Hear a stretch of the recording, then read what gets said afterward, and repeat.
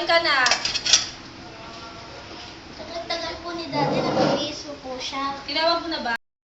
Kamusta na yung school mo? Okay lang po. Iyahatid ka ba ng papa mo ngayon? Hindi po. Ako na lang maghahatid sa'yo. Opo. Di, lumabas ka na dyan. Kakain na tayo. Nandito na yung anak mo. Oh, ito na. Good morning, Daddy. Good morning, anak. Morning, Mi. Gusto pag-aaral mo? Okay lang po. Ngayong umaga, si mami mo maghahatid sa school. Di ba gusto mong bumili ng bagong sapatos? Opo. Sige. Mamaya, ako ang susundo sa'yo pagkatapos mo sa school. Huwag kang aalis dun, ha? Hintayin mo ko. Mukhang napaga ka ata ngayon. Hindi, kailangan kasi naghihintay sa akin yung client doon. Urgent kasi ako yung representative na pupunta doon eh. Hindi ka nakakain dito? Hindi na, doon na. Okay na ako, okay. Sige, ako na maghahatid sa anak natin. O, sige, ingat kayo ha. Mamaya ha. Hintayin mo ako. Sige na. Bye-bye. Ano, tara na. Tapos ka na ba kumain? Opo. O, tara na. Iyahatid na kayo sa school. Okay. Sa akin.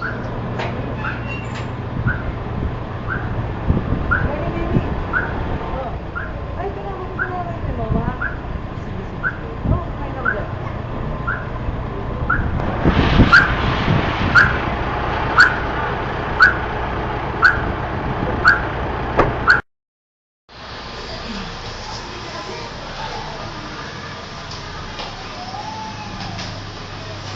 Baby! I miss you. Gusto ka? Tara po ito na.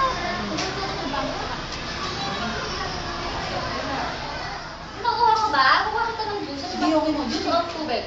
Kahit ano. Sige, sige. Saglit lang ha.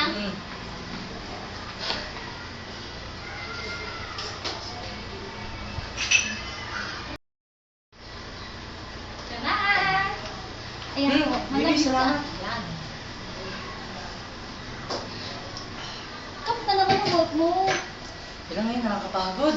Sobrang ano, grabe hectic talaga yung schedule ko. Alam mo, nakakatampo ka talaga. Bakit naman? Kasi lagi late ka na lang nagpupunta.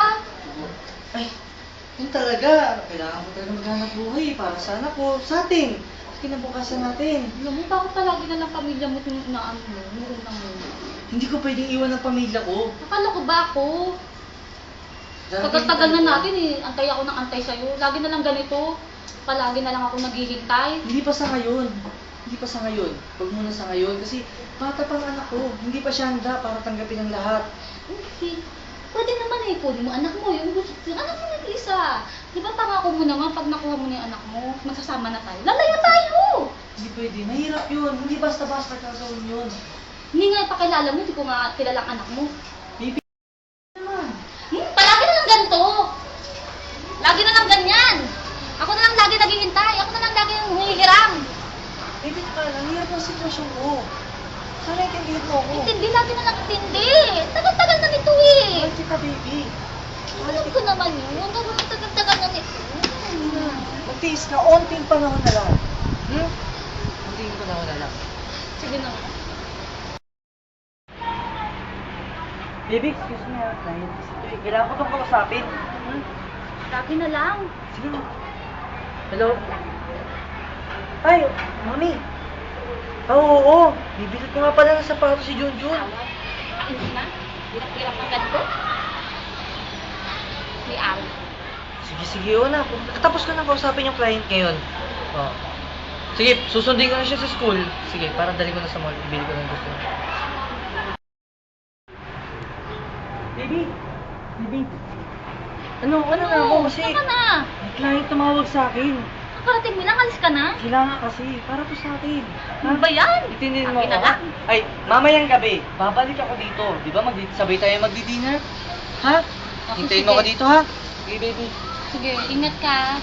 Bye-bye.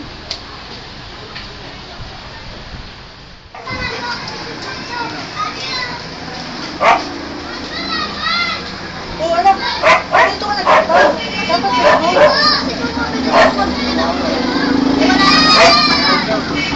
sige, kumain ka na ba? Tara na! Bili pa tayo ng bagong sapatos.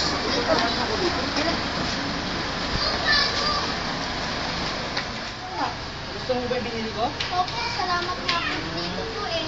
Sige. Pero masarap yung kinain natin, no? Oo nga po eh. Dito.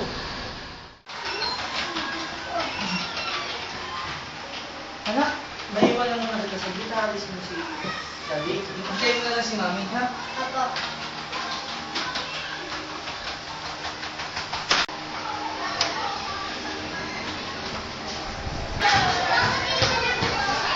Hello, baby.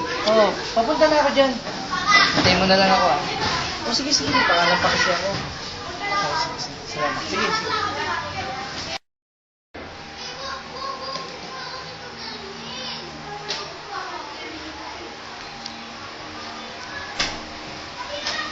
Hello, Ben! Hmm. Ito kami. Sige, salamat. Nagtatagal-tagal mo naman dumating. Sensya ka na, pangalan pa kasi ako. Ang tagal-tagal mo kaya. Ano pa kaya ako nag-aantay sa'yo? Ay, ba, nga pala, nandito si Mami ng favorite mo. Nakapunan. Hmm. Then, pupunta rito yung friend ni Mami. Ah, so may bisita Papakilala ka ko na. sa Sino? Kaya naman. Kamusta ka na? Ayos lang. Tagal-tagal na ano mo ha. Hindi ka pa rin nagsasabi sa asawa mo ha. Sensya na, busy-busy kasi. Basta, maghintay lang. Maghintay tayo ng tamang panahon. Para Mars? Mars? Nix?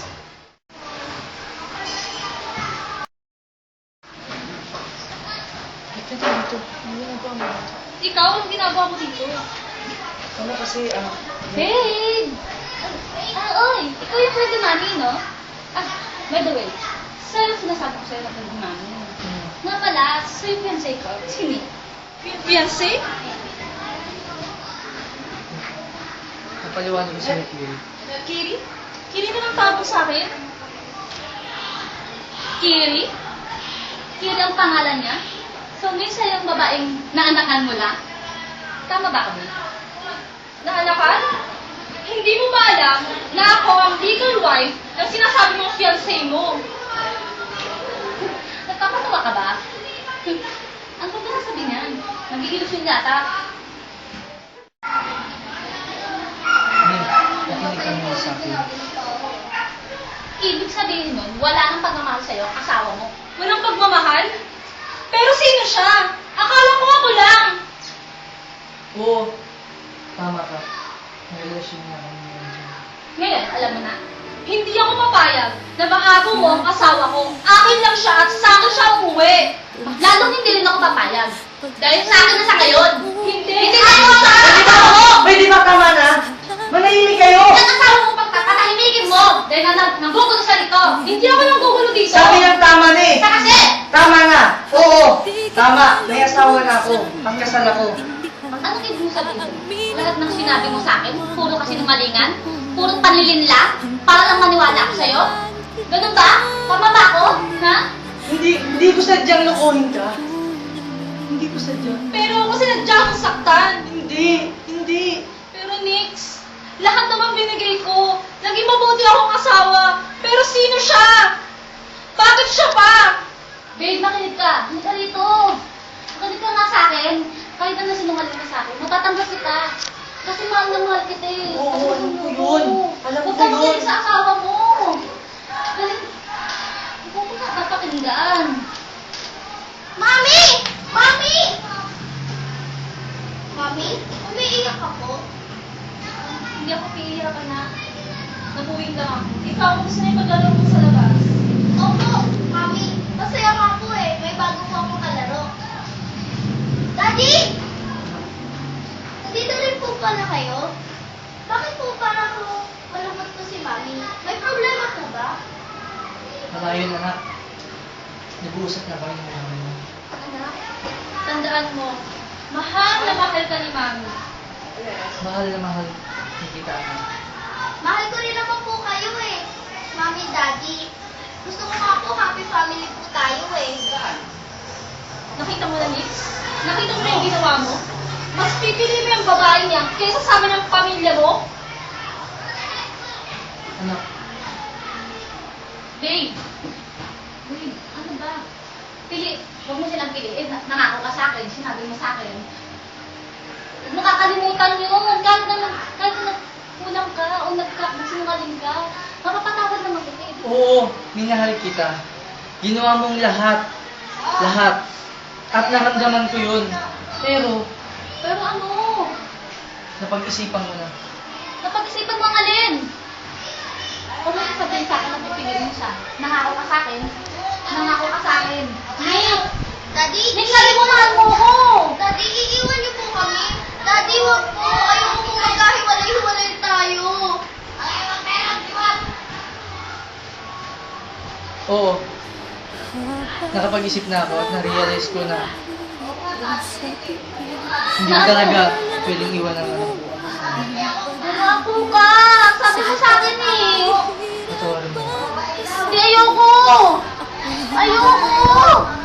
Dapat na natin itong tapusin. Hindi, nangako ka sa akin. Sabi mo, mahal mo ko eh! Daddy, huli ka na. Patawarin mo. Ayoko! Anak, patawarin mo ang daddy mo. Mahal na mahal ko kayo ng mami mo. Hindi ko kayo iiwan. Tulad ng sinabi mo, magiging masaya ulit ang ating pamilya. Daddy, hindi niyo na po kami iiwan. Hindi na mangyayari yun. Patawarin mo ako. Patawarin mo ako sa lahat. Hindi ko sadyang saktan ka. Kung pwede, magsimula ulit tayo. Kung gusto mo, ligawan ulit kita para bumalik ang tiwala mo sa akin. Patawarin mo ako. Hindi na mahal. Kung may problema naman, di ba, pwede mo naman sabihin sa akin yun. Magkasama tayo dito. Oo, May. Pangako. Gagawin ko ang lahat. Magiging masaya ulit tayo.